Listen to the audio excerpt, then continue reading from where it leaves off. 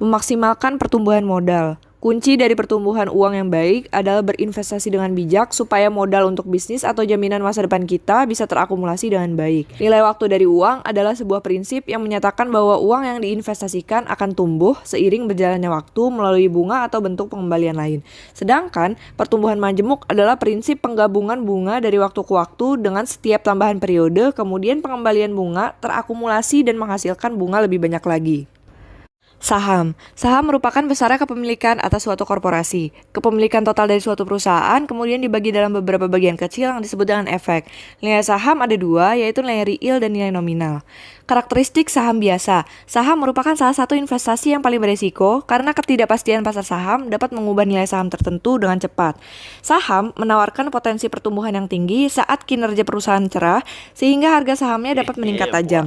Berinvestasi untuk memenuhi tujuan keuangan.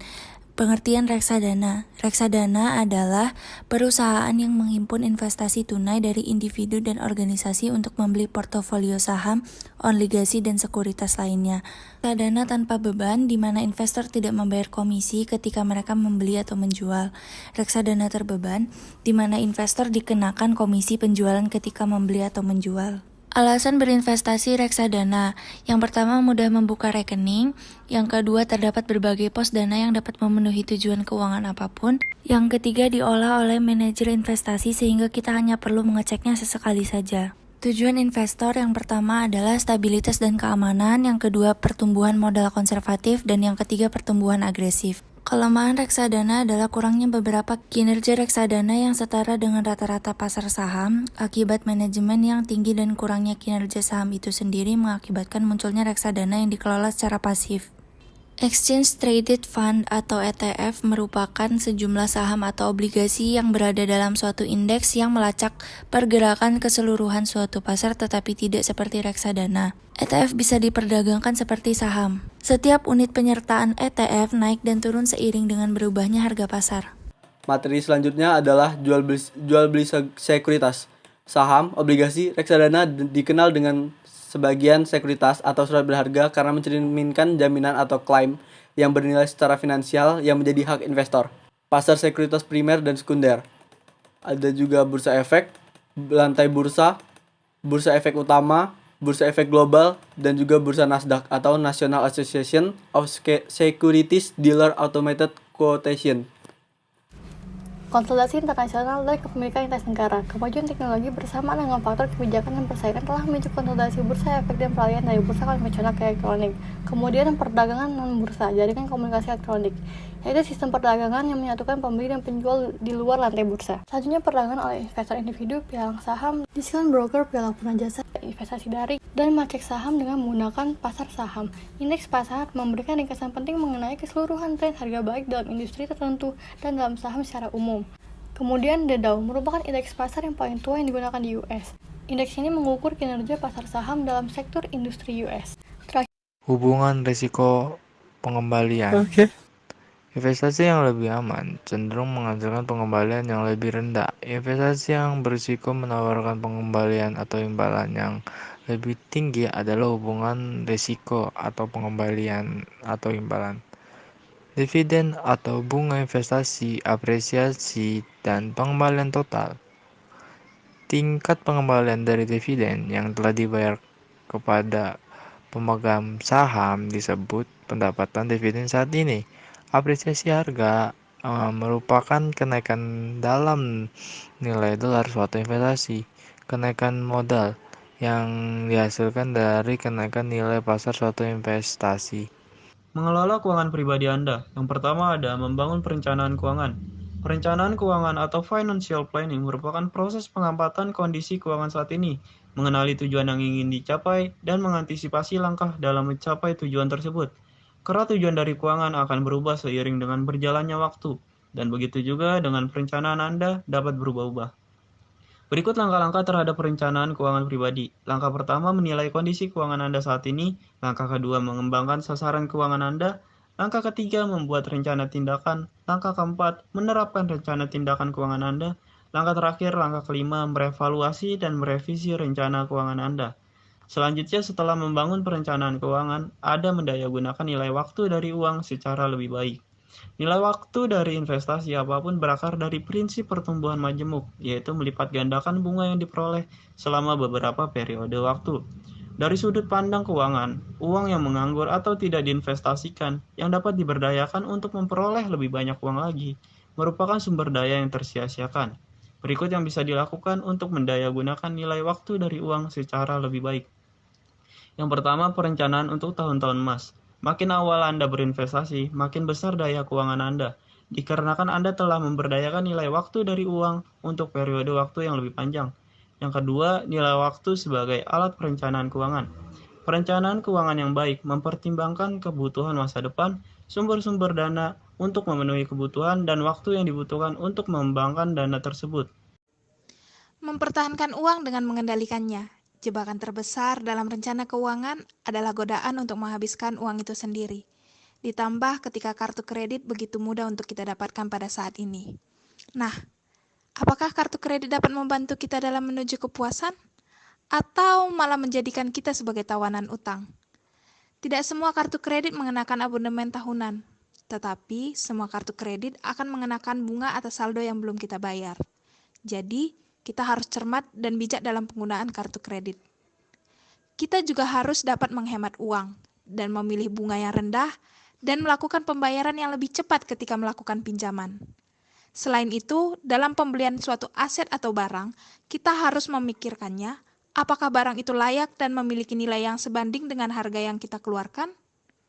Hal ini membantu kita untuk dapat mengantisipasi penyesalan kita sebagai konsumen di kemudian hari. Komitmen keuangan kepemilikan rumah. Untuk menyewa atau membeli rumah, kita harus melakukan pertimbangan-pertimbangan kebutuhan kita sendiri dan sesuai dengan gaya hidup yang kita jalani. Kita juga harus menyesuaikan dana yang kita miliki dan mempertimbangkan risiko yang terjadi jika membeli rumah tersebut. Lalu selanjutnya, harga rumah berapakah yang bisa dijangkau? Karena membeli rumah merupakan investasi terbesar dalam hidup, masih banyak yang membuat kesalahan dalam membeli rumah, seperti membeli rumah tidak terjangkau dan melampaui budget yang kita miliki, yang akan berdampak pada masalah keuangan dan mengharuskan untuk membeli secara kredit. Jadi diharapkan agar lebih bijak dalam membeli rumah dengan harga yang dapat kita jangkau. Mempergunakan penghindaran pajak secara legal. Penghindaran pajak adalah suatu skema transaksi yang ditujukan untuk meminimalkan beban pajak dengan memanfaatkan kelemahan ketentuan-ketentuan perpajakan suatu negara. Di Indonesia, terdapat dua upaya yang dapat ditempuh, yaitu dilakukan secara legal melalui perencanaan pajak efektif dan dilakukan secara ilegal melalui pengelakan pajak. Keringanan pajak IRA. Individual Retirement Account atau IRA merupakan rekening tabungan dengan keuntungan pajak yang dapat disimpan dan diinvestasikan oleh individu dalam jangka panjang. IRA menyediakan keuntungan kas lebih besar ketimbang tabungan biasa karena mengurangi penghasilan kena pajak sebesar kontribusi setoran. Keringanan pajak ini didasari pada asumsi bahwa setelah pensiun mungkin akan memperoleh penghasilan yang lebih sedikit dan hanya perlu membayar pajak lebih rendah pada dana yang ditarik IRA sebagai bentuk penghasilan. IRA memiliki risiko, yaitu uang yang disimpan di IRA biasanya tidak dapat ditarik sebelum usia 59 tahun tanpa menimbulkan denda pajak yang besar, yaitu sebesar 10% dari jumlah yang ditarik. Namun bisa melakukan penarikan dengan syarat-syarat khusus seperti membayar pengeluaran pendidikan dan membayar tagihan rumah sakit yang besar. RUT IRA versus IRA biasa. RUT IRA sendiri adalah kebalikan dari IRA biasa, yaitu ketentuan yang memungkinkan adanya akumulasi penerimaan bebas pajak untuk tabungan pensiun seseorang. Jika kita bandingkan RUT IRA dan IRA biasa, RUT IRA menjadi pilihan tabungan yang baik bagi mereka yang berharap berada di golongan pajak yang lebih tinggi di masa depan, membuat penarikan bebas pajak menjadi lebih menguntungkan. RUT IRA juga memiliki fleksibilitas besar dengan memungkinkan distribusi yang memenuhi syarat bebas pajak tanpa penalti sebelum usia pensiun. Namun, ada batasan pendapatan untuk membuka RUT IRA, jadi tidak semua orang memenuhi syarat untuk jenis akun pensiun ini. IRA dan pendidikan. Bergantung pada tingkat penghasilan, Education IRA atau IRA pendidikan adalah akun investasi yang digunakan untuk pajak untuk pendidikan tinggi. Sekarang lebih dikenal sebagai Coverdell Education Saving Account atau WSA.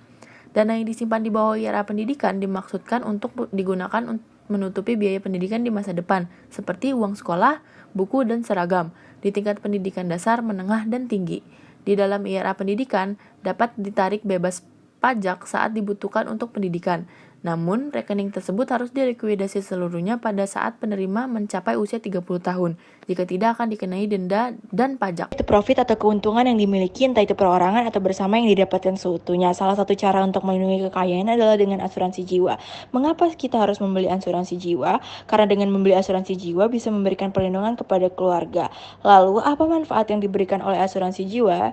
Dengan memiliki asuransi jiwa, khususnya untuk orang yang memiliki tanggungan seperti pasangan yang memiliki anak, akan sangat diperlukan jika di masa depan terjadi sesuatu pada kedua orang tua. Lalu, berapa yang sebaiknya saya beli?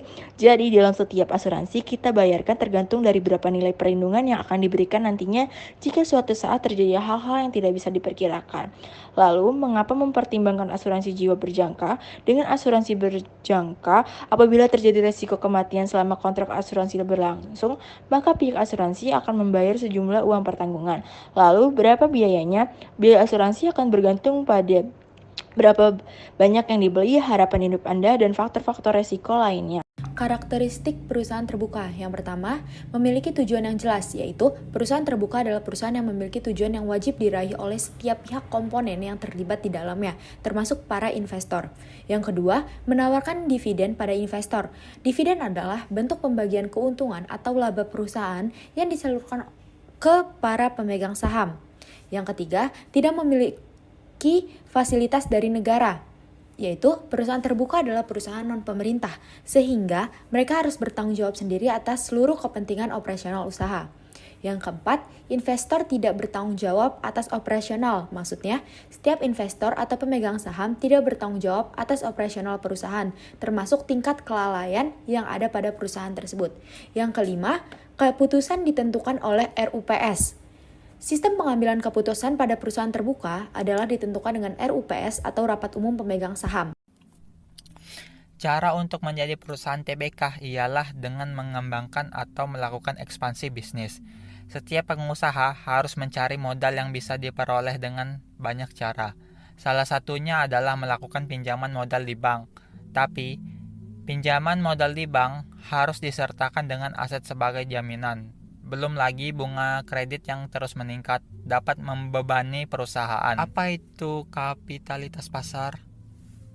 Kapitalitas pasar atau market cap adalah sebuah ukuran yang didasarkan pada nilai agregat suatu perusahaan. Market cap didapatkan dari total pengalian jumlah outstanding shares atau saham perusahaan yang beredar dengan harga satu lembar saham di pasaran. Saat ini, pembiayaan ekuitas atau equity dan pembiayaan utang sudah banyak beredar di lingkungan bisnis. Kedua pilihan tersebut dimiliki oleh bisnis baru hingga bisnis yang sudah memasuki tahap penggalangan dana. Perusahaan dapat memenuhi kebutuhan modalnya melalui dua sumber, yaitu 1. Pembiayaan utang. Pembiayaan utang adalah pinjaman jangka panjang yang berasal dari pihak luar perusahaan. 2. Pembiayaan ekuitas. Pembiayaan ekuitas adalah penggunaan dana pemilik internal perusahaan sebagai sumber pembiayaan. Manajemen risiko. Langkah pertama, mengidentifikasi risiko dan potensi kerugian. Manajer menganalisis risiko perusahaan untuk mengenali potensi kerugian. Langkah kedua, mengukur frekuensi dan keparahan kerugian serta dampaknya. Manajer harus memperhitungkan kegiatan di masa lalu dan sekarang, berapa kira-kira besar kerugian tersebut. Langkah ketiga, mengevaluasi alternatif dan memilih teknik terbaik untuk menangani kerugian. Manajer biasanya memiliki 4 pilihan. Pilihan pertama, perusahaan memilih penghindaran risiko. Pilihan kedua, ketika penghindaran risiko tidak praktis, perusahaan dapat menerapkan pengendalian risiko. Pilihan ketiga, ketika kerugian tidak bisa dihindari, perusahaan harus menghadapi konsekuensinya. Pilihan keempat, ketika potensi risiko yang lebih besar tidak dapat dihindari, manajer seringkali memilih pengalihan risiko ke perusahaan lain, yaitu perusahaan asuransi, untuk melindungi diri.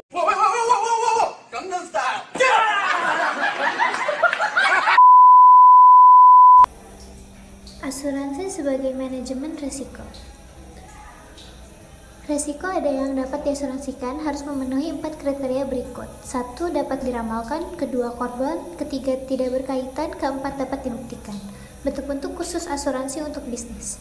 Bisnis memiliki beberapa pilihan bentuk asuransi, yaitu 1. Asuransi tanggung gugat, kedua asuransi harta benda, ketiga asuransi gangguan bisnis, keempat asuransi untuk orang utama, yang terakhir adalah kesepakatan penerusan bisnis.